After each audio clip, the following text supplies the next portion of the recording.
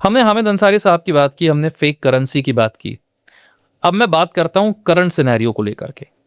Current scenario ये है कि अमेरिका, ईरान, इजराइल युद्ध में है, पाकिस्तान सीज फायर की कोशिश में है, और दुनिया के ज्यादातर लोग हैरान हैं इस बात को लेकर कि पाकिस्तान, जो कि खुद आतंकी मुल्क है, जहां पूरी दुनिया में सबसे ज्यादा आतंकी बनाए जाते हैं, तैयार किए जाते हैं, ट्रेन किए जाते हैं, जो दुनिया में अशांति फैलाने में और टेररिज्म फैलाने में यकीन रखता है, वो अमेरिका और ईरान के बीच सीज फायर करवा रहा है। इतना इंपॉर्टेंट रोल पाकिस्तान का।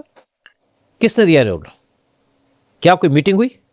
जो पीस के बारे में कोई मीटिंग हुई? सीज फायर के बारे में कोई मीटिंग नहीं हुई? ट्विटर पे बात हो गई, ट्रंप ने एक ट्विटर लिख दिया और इससे कहा शहबाज शरीफ की क्या आप इस ट्वीट को कर दो, उसने वैसे ट्वीट का ट्वीट लिख दिया। समझ में आ गया कि तो ट्वीट इसका है ही नहीं, तो बाहर से ट्वीट आया, बाद में उसको डिलीट कर दिया। मतलब इसको ड्राफ्ट दिया गया था, ड्राफ्ट को मतलब उसी तरीके से कॉपी पेस्ट कर दिया। कॉपी पेस्ट कर दिया। देखिए बेसिकली क्या है कि आपने देखा होगा ऑपरेशन सिंदूर हुआ, आपने देखा होगा कि यहाँ पे पहलगाम में अटैक हुआ। अटैक क्या ऐसे ही हो गया? ये इसके पीछे किसी का हाथ है? इसके पीछे हाथ है अमेरिका का। उसी टाइम पे जब यहाँ पे अटैक हुआ, उससे पहले जब आसिम मुनीर ने स्टेटमेंट दी थी, तो एक यूएस की डेलीगेशन गई थी पाकिस्तान के अंदर, और वो डीप स्टेट की डेलीगेशन थी। डीप स्टेट इंडिया को बर्बाद करना चाहता है। पहले हम कहते थे कि सबसे बड़ा दुश्मन हमारा पाकिस्तान है, फिर 2008 में हमारे जो पुराने डिफेंस मिनिस्टर थे और मुलायम सिंह यादव, उन्होंने पार्लियामेंट के अंदर कहा कि हमारा जो सबसे बड़ा एनिमी है वो चाइना।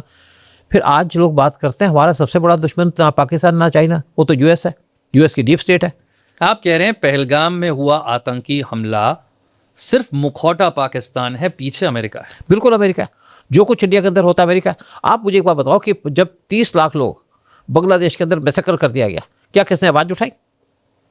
कोई बोला?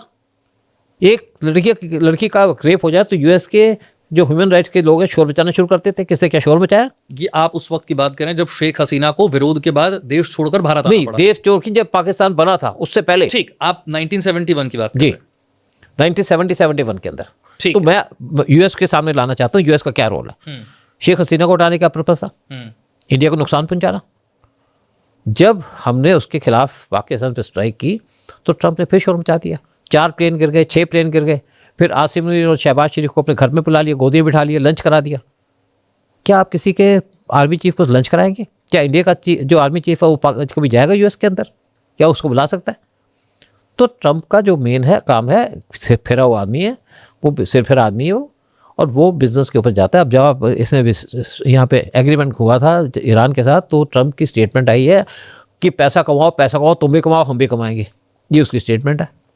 क्या इतनी बड़ी कंट्री का एक जो लीडर इस टाइप से बात करता है? ट्रंप ने पाकिस्तान को मीडिएटर बनाया है। हाँ। पाकिस्तान की इतनी ताकत नहीं है कि वो औकात ही नहीं है, आईक्यू लेवल ही नहीं है इनका। ये तो टेररिस्टों को सपोर्ट कर सकते हैं, बाकी कुछ नहीं है। लेकिन क्या ये सीज फायर पास हो गई?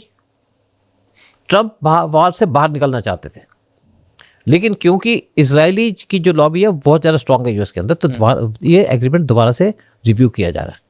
क्योंकि इजराइल ने कहा मैं तो लेबनान को छोड़ूंगा नहीं। किस लिए आपने अटैक किया था? इसलिए अटैक किया था कि ईरान वहाँ पे सैंक्शन लगा दे। ईरान के मैं तो यहाँ से $2 मिलियन लूंगा जो भी यहाँ से शिप पास करेगा। वर्ल्ड की इकोनॉमी को डुबो दोगे। ट्रंप को कोई नहीं था लेना देना, वो तो वहाँ पे लॉबी खड़ी हो गई कि यहाँ तो पूरा नुकसान हो जाएगा, पूरा वर्ल्ड तुम्हारे खिलाफ हो जाएगा। ट्रंप को ज़बरदस्ती बात कहनी पड़ी। क्या तुम्हारा प्लान रिजीम चेंज का हो गया? क्या सक्सेसफुल हुआ? क्या उनके न्यूक्लियर वेपन्स को तुमने डिस्ट्रॉय कर दिया? वो तो तुमने जून 2025 में भी किया था। क्या हो गए थे? क्या अब हो गए? यानी जिस ऑब्जेक्टिव को लेकर ट्रंप चले थे ईरान वॉर में, वो कोई भी ऑब्जेक्टिव पूरा नहीं हुआ, कोई लक्ष्य हासिल नहीं हुआ, और अब ट्रंप वापसी का रास्ता ढूंढ रहे हैं निकलने का। एक सीज फायर के नाम पर वो वापसी चाह रहे हैं, और इजराइल इस जंग को लड़ता रहेगा ना। कोई इजराइल के सर्वाइवल की बात है। इजराइल क्या, हमारे लिए भी सर्वाइवल की बात हो चुकी है। हमको भी बचना है, क्योंकि आप देखो ना हमारे आसपास दुश्मन बैठे हैं। अमेरिका पास बैठा है, वहाँ पे चीन बैठा हुआ है, वहाँ पे पाकिस्तान बैठा है, वहाँ पे दूसरी कंट्री बैठी है जो इंडिया को बर्बाद करना चाहते हैं, क्योंकि हम हिंदू कंट्री हैं। इजराइल भी अकेले है, हम भी अकेले हैं। हमारी आज दोस्ती है इजराइल के साथ। इजराइल ने हमारा हमेशा साथ दिया, चाहे कारगिल वार हो चाहे कभी भी हो। बगैर पूछे हमको इक्विपमेंट दे दिए उसने, स्मार्ट बॉम्ब दे दिए जब कारगिल का अटैक हुआ था। अब भी डिफेंस सिस्टम लगा के चाइना के साथ हमारा स्टैंड ऑफ चल रहा था। मैं एक वो बात पूछना चाहता हूं जिसे लेकर शायद बहुत ज़्यादा बात नहीं होती है। भारत के पड़ोस में जितने भी देश हैं, कोई भारत का दोस्त नहीं बचा। ना म्यांमार बचा, ना बांग्लादेश बचा, ना नेपाल बचा, पाकिस्तान और चाइना तो वैसे भी नहीं है। श्रीलंका के अंदर भी चाइना की इतनी पैठ है। मैं धीरे धीरे देख रहा हूं कि भारत के पड़ोसी देश धीरे धीरे या तो भारत के खिलाफ हैं या तो उन्हें मित्र नहीं कहा जा सकता, मित्र देश नहीं कहा जा सकता। क्या इंटेलिजेंस एजेंसियों को यह बात पता नहीं थी कि इतने छोटे छोटे देश जो भारत के आसपास हैं धीरे धीरे भारत के दुश्मन होते जा रहे हैं? और आज क्या भारत इस स्थिति में नहीं है कि अगर भारत पर खतरा आया तो आपके आसपास कोई भी आपका अपना नहीं होगा, या जो कहें कि सभी आपके दुश्मन ही होंगे? देखिए, कहने की बात है, अगर आप नेपाल की बात करें तो नेपाल को किसने हमसे अलग किया? सोनिया गांधी ने, राजीव गांधी ने। जब 1988 में वो नेपाल के अंदर गए थे, कहा हम पशुपतिनाथ टेम्पल जाना चाहते हैं। वहाँ पे जाकर के परमिशन नहीं मिली क्योंकि वहाँ के प्रीस्ट ने मना कर दिया। राजा की चली नहीं, जो प्रीस्ट है वो इंडियन ओरिजिन के हैं, वो कर्नाटका के एक मठ के हैं, वो नेपाली नहीं है। उनका जी किसी फॉरेनर को जाने नहीं देंगे। तो राजीव गांधी नाराज हो गए, उन्होंने वहाँ पे सैंक्शन लगा दी, जो सामान जाना था उसको रोक दिया। तो किंग उसके बाद चला गया चाइना की तरफ। शुरुआत तो यहाँ से हुई। जब वहाँ पे इलेक्शन हुए, जब वहाँ पे 2004 में, जब 2006 में वहाँ पे इलेक्शन, जहाँ पे गवर्नमेंट थी, वहाँ पे राजा को छोड़ना पड़ा और वहाँ पे प्रचंड बन के उनके प्राइम मिनिस्टर तो येचुरी गए थे उस टाइम पे नेपाल में, और इंडिया के एम्बेसडर से नहीं मिले, वो मिले चाइना के एम्बेसडर से। इंडिया के लोग कहते रहे, मैं वहाँ पोस्टेड था कि मिलिए, वो कहते नहीं मिलता, मैं आपसे, इग्नोर करते रहे। और प्रचंड जब पीएम बने, पहली उनकी विजिट थी चाइना की, जबकि नेपाल के अंदर जो पहले विजिट किया करते थे, इंडिया विजिट किया करते थे। चलिए, अब तो वहाँ पे गवर्नमेंट चेंज हो गई। ओली की जब गवर्नमेंट थी वो तो टोटली एंटी इंडिया था, चाइना के कब्जे में थे। और मैं और बता दूं बात कि हमारी इंटेलिजेंस की बहुत भारी गलतियां भी हैं नेपाल के अंदर, कभी उस पर भी चर्चा करेंगे। जो हमारे इंटेलिजेंस के लोग थे वहाँ पे, कुछ करप्ट लोग वहाँ पे पोस्ट हो गए थे, जिसकी वजह से नुकसान हुआ। बहुत से लोग कहते हैं कि बांग्लादेश में जो कुछ हुआ, शेख हसीना को हटाने में अमेरिका का रोल था। बिल्कुल रोल था। यूसुफ को बैठाने में भी बिल्कुल रोल था। और इंदिरा का उसको बचाने का भी, जो शेख हसीना को बचाने का रोल भी रॉ का था। उसको 1 घंटा पहले वहां से निकाल के लिया है।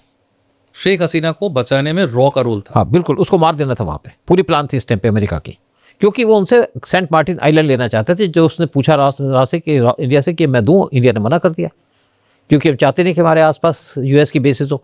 देखिए, यूएस आइलैंड अगर मिल जाता अमेरिका को तो क्या होता? नहीं, आइलैंड तो बेसिकली क्या है कि वहाँ पे अमेरिका को शायद कभी भी प्रेजेंस है, वहाँ पे लोगों को आना जाना बंद कर दिया गया। यूनिस के टाइम में कुछ हुआ होगा, लेकिन अब दोबारा वहाँ पे गवर्नमेंट चेंज हो गई है।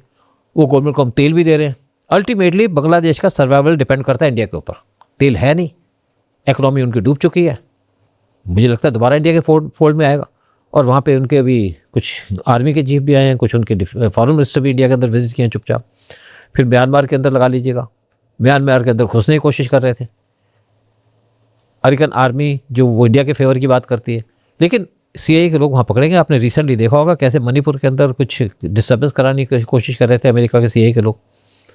देखिए, अमेरिका हमारे पीछे लगा हुआ। मणिपुर में क्या हो रहा है? मणिपुर में बेसिकली तो देखा जाए पीस है। आप कुकी जो आइलैंड है, देखने को तो लगता है कि कुकी और मैतेई समुदाय के बीच में आपसी लड़ाई है। कुकी को पैसा कौन देता है? अमेरिका। कुकी को आर्म्स कौन देता है? चाइना। कुकी जिस एरिया में रहते हैं वहाँ पे ऑयल की प्रोडक्शन के चांसेस हैं, वहाँ पे ऑयल की एक्सट्रैक्शन का काम चल रहा है, इसलिए चाइना चाहता है कि उसको डिस्टर्ब रहे। चाइना आज से नहीं, शुरू से लगा हुआ है। यानी अमेरिका भी इन्वॉल्व है मणिपुर में, चाइना भी इन्वॉल्व, बिल्कुल इन्वॉल्व है। दुनिया की 2 इतनी बड़ी ताकतें हैं, मणिपुर जैसे इलाके में इन्वॉल्व है। बेसिकली देखिए, आपको शुरू से अगर मैं बात बताऊं, नॉर्थ ईस्ट हमारा कभी सगा था ही नहीं। वही रीज़न ये है कि हमने कोई डेवलपमेंट नहीं की।